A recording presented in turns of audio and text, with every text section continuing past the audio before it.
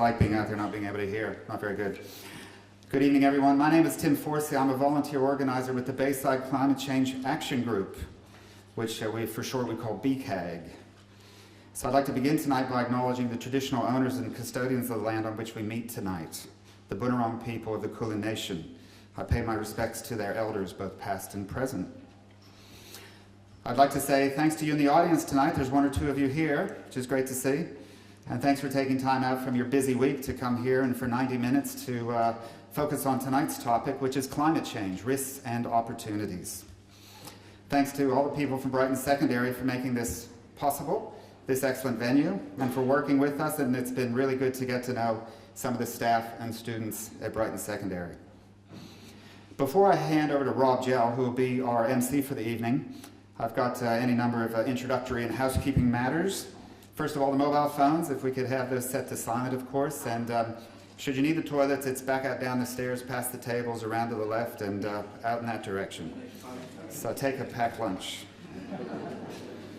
We have many apologies for this evening. We did invite the mayors and councillors from the cities of Bayside, Kingston, and Glen Yarra, but in particular, however, the Bayside Built Environment Award dinner is on this evening, so that took a number of people away, and since we weren't serving dinner, well, I think they might have made a better choice. Yeah. And regarding politicians in the upcoming state election, we invited as many of them for who we could find email addresses. But of course, the state parliament's actually in session this week, so the members of parliament are busy with that. But we do have a number of the candidates in the audience here tonight from the seats of probably Sandringham, Brighton, and Bentley. So thanks to the, and Upper House as well. So thanks for the candidates for coming along tonight. We actually sent a survey out to the state election candidates, and we asked for a summary of their policies about safeguarding our climate and our living environment. And we received responses to that survey from the Greens and the Sex Party, but not the other contestants in the election. So thanks to the Greens and the Sex Party for that response. We appreciate that. And should you wish to see these responses, we will post them on our BCAG website. So you can see the responses there. And just to dispense with all the politics, on your chair you'll find a notice for another public event coming up. This is on the 7th of November in Hampton. And so it's an opportunity, should you be in the electorates of Brighton or Sandringham, to get involved with the candidates for the election at that upcoming public forum. So that's on your chair. Or even if you're not from those electorates, certainly you could go along.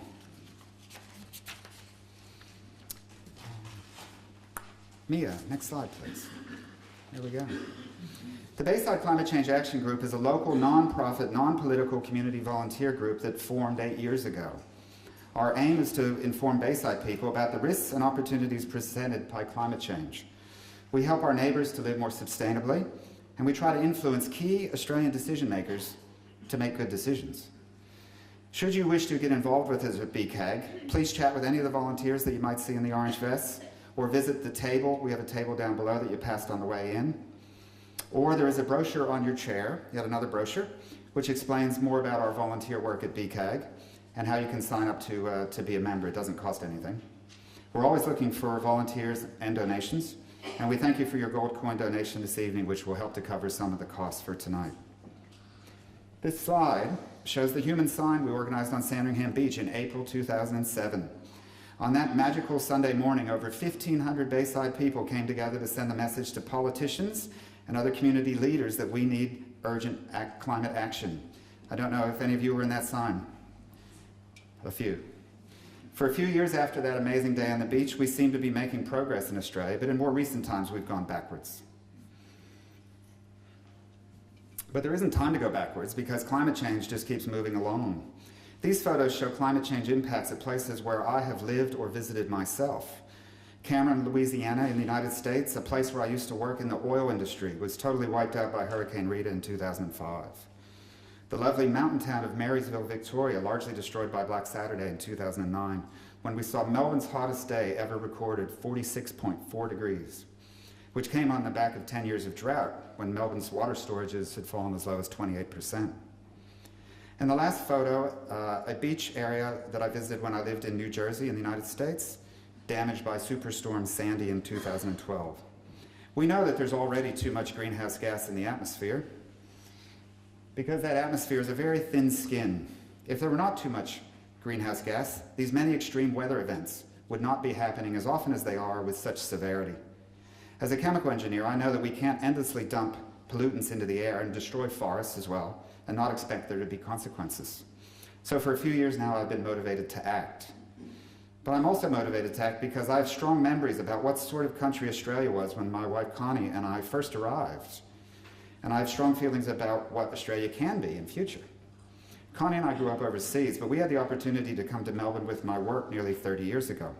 Quickly, we fell in love with Australia and the people we met. And we decided to raise our 3 children here. So at first we were migrants, and later Australian citizens. My dream is that Australia remains a country that is progressive, innovative, prosperous, and a good global citizen. A country held in high regard by people all over the world. A country where science is respected. A country whose people find significant ways to make the world a better place. A country we can continue to be proud of. For a while, Australia was taking climate action, but since then we've gone backwards. And with that, I'm again motivated to act. Certainly there's plenty to be done. Finding things to do has not been a problem. Over the years, our Bayside Action Group has organized home energy assessments for Bayside residents. We had solar panel bulk buys. We distributed no junk mail stickers. We hold information stalls and public forums like tonight. We hold monthly meetings with excellent speakers. On the last Tuesday of this month, the 28th of October, we will be hearing from John Clark of the CSIRO, who will discuss his role in providing robust science for climate change adaptation planning in some of the world's most vulnerable countries, the developing island nations, who must deal with rising seas that are poisoning their crops and water supplies, as well as washing away land and buildings. So you might like to join us in the Uniting Church on Trentham Street, Sandringham for that, coming up at the end of the month. Please, again, you can see the website for details. End of November. Okay. Last Tuesday of November.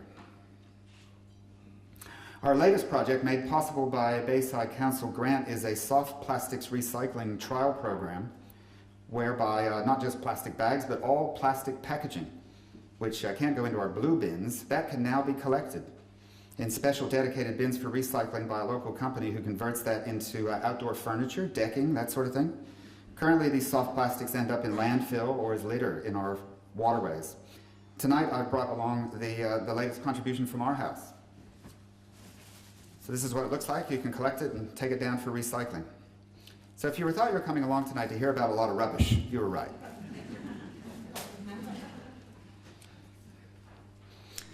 This program about the recycling will be officially launched at the Farmers Market at Traybit Oval in Sandringham on 15 November.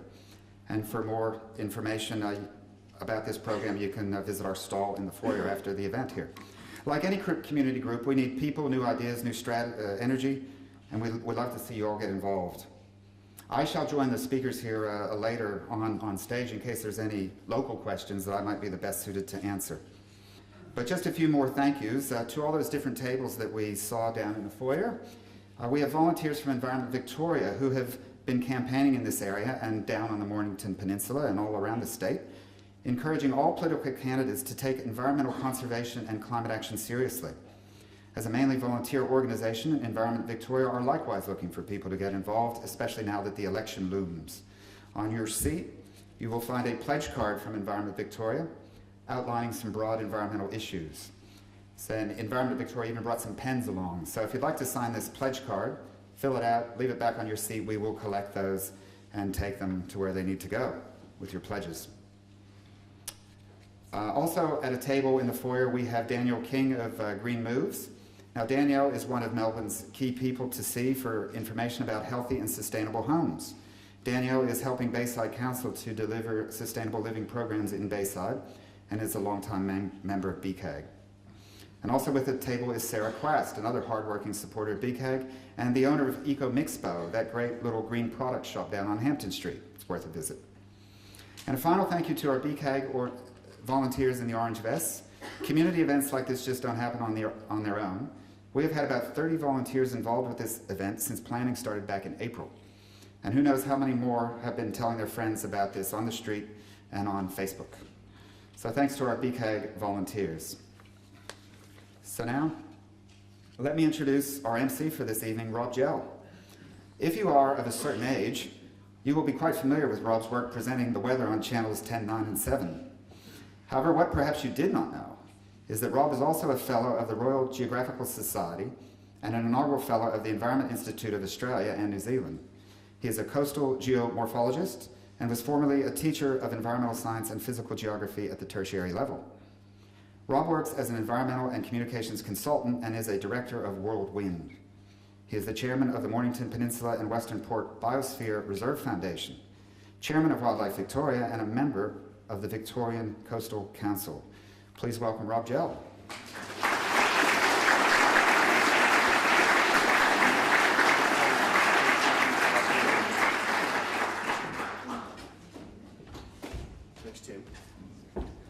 Thank you, Tim. And Tim didn't say I sent Tim a text last night to say, I don't know whether I'm going to make it tomorrow night, Tim. I have had dreadful flu for 4 days or so, but thankfully this morning I woke up and I'm a bit croaky, but I'm fine. So let me just get a bit organised. Thank you for inviting me here. It's always a pleasure to be with a community group as active as yours. And I really do enjoy the opportunity to get out and meet people and see what people are doing. We have an excellent panel of speakers, of course, tonight as well. May I also acknowledge the traditional owners, the Boonwurrung people. I've just come from Wurundjeri country and had to do the same up at the convention centre. But anyway, to the elders of this country, thanks for having us. Our topic tonight is climate change, risks and opportunities. We have 3 good speakers. We'll let the speakers speak and then we'll facilitate a little bit of a question and answer session with them. Then we'll take questions from you. David Karoly, our first speaker, will give us a 10-minute snapshot of the latest climate science and help us determine whether climate change is the worst thing that ever happened or perhaps that coal is simply good for humanity. That'll come up. Kelly McKenzie is with us from the Australian Youth Climate Coalition and she'll talk to us about what we're doing about it. And Jennifer Lauber Patterson, hi Jen, hadn't seen you earlier, will tease out the opportunities that climate change brings. And I've in fact just come from the CDP, what used to be the Climate Disclosure Project, CDP Awards for 2014, a number of big companies so the ASX 200 companies, and the winners of those awards tonight, in terms of opportunities, I know this is sort of some of the things that Jennifer will talk about. They're talking about 200% ROI on their initiatives to reduce their carbon footprint. So you can start thinking about those sort of numbers and talk to those who think that doing something about climate is too expensive. It ain't. Let me begin. And I'm always very cautious speaking about climate change when someone with the knowledge of a David Karoly is in the room. So I'm going to just start a little bit differently. In 1824, French mathematician and physicist Joseph Baptiste Fourier, and the mathematicians in the audience will recognise that name, proposed that atmospheric gases might increase the surface temperature of Earth and so first postulated what we know today to be the greenhouse effect. By the mid-1850s or 1860s, British physicist John Tyndall, studying radiant heat absorption by gases, explained atmospheric heat in terms of the capacities of water vapour and various gases to absorb radiant heat, and so proved that the Earth's atmosphere has a greenhouse effect. He did that in his laboratory. We might have my first slide up now. Oh.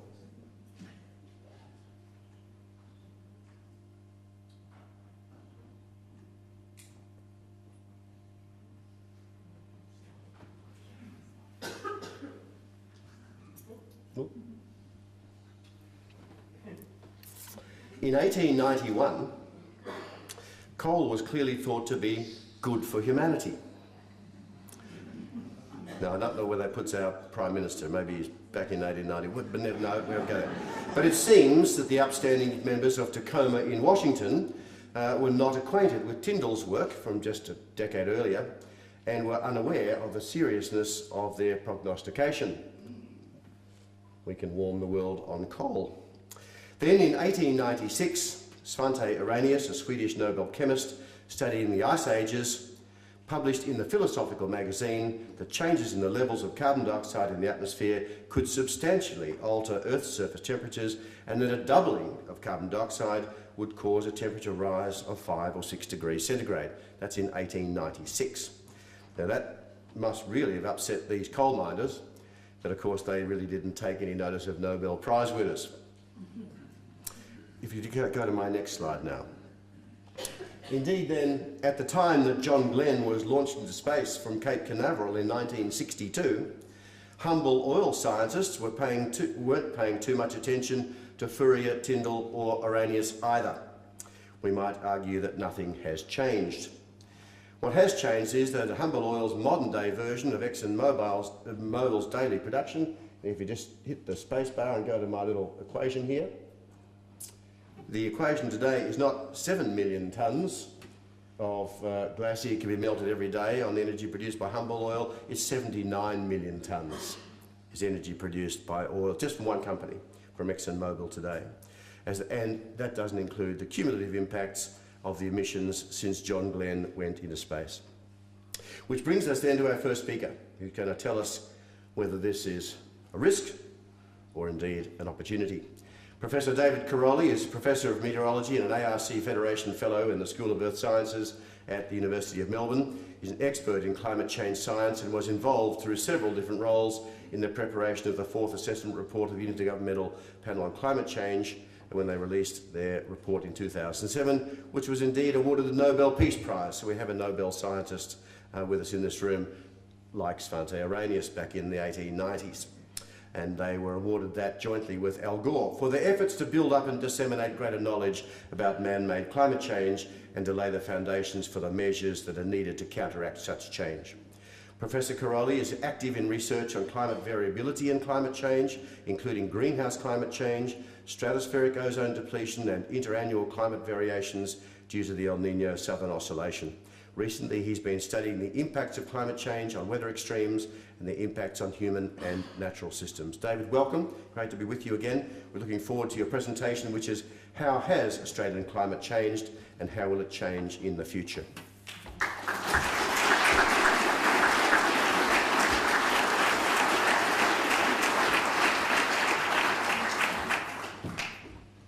Thanks, Rob, and it's a pleasure to be back here in Holland Hall. And the part of the introduction that Rob left out was that I was a student here in Brighton High School for a long time, spent a lot of time sitting here in Holland Hall, and of course it's now, the school's changed to Brighton Secondary College via Summer Heights High at some stage in the middle. But it's a pleasure to be back here. What I'm going to try to do in 10 minutes is give you a lightning overview of some of the aspects of climate change. What I'm going to really talk about is a little bit of the science, a lot about the risks, and not very much about the opportunities, because the other speakers are going to talk much more about the opportunities. And if we look at this graph here on the left-hand side here, it shows global average temperatures, and there's been a steep rise over the last 100 years. This is data over the last 150 years. And we end up having to make choices a little bit like Goldilocks made. Unfortunately, the bowls of porridge, or even the climates that we're making choices between, no longer include the just right climate. We either have a hotter climate, a boiling climate, or maybe one that's in between hot and boiling. But just right is no longer on the table. So if we can go to the next slide, please. This is some leaders' views about the importance of climate change. Ban Ki-moon, Secretary General of the United Nations, made this quote, and he's really talking here about the role of climate change and its impact on development around the world, on developing countries. And basically he's saying that climate change and its impacts threaten to undo the work that's been done on development all around the world. Barack Obama, in his inauguration speech 2 years ago, said here that climate change is important because it affects future generations, and failure to address climate change will betray our children and all future generations. And obviously our Prime Minister is very concerned about climate change because he says coal is good for humanity. And the really interesting thing is he's absolutely right. But only if you only look at the good things that coal does, and coal is an important energy source. But you also have to weigh up the adverse impacts of anything. And he's really only looking at one side of the equation. And let's spend a little bit of time looking at some of the adverse impacts of climate change due to increasing greenhouse gases. If we go to the next slide, please. So what this slide shows is not global temperature, but Australian temperature from 1910, the period for which high-quality data is available from land sites. And the darker line shows the average temperature across Australia, averaged on decadal timescales, and the year-to-year variations. There's lots of year-to-year variability. The lighter line, the smooth one, is ocean temperatures. They're both going up very rapidly. And unfortunately, because the slide is just a little bit too big for the screen, we've lost the scale on the bottom. But what the scale on the bottom shows is years going from 1910 right up to 2013. We seem to have lost 2013 off the edge of the slide as well. But what it shows is the fraction of the days in the year that is above the 99th percentile. And given there's 365 days in the year, we'd expect on average 1% or 3.6 days a year to be above the 99th percentile. And you can see that in fact, towards the end of that period, we're getting 20 days or more. Nearly 10%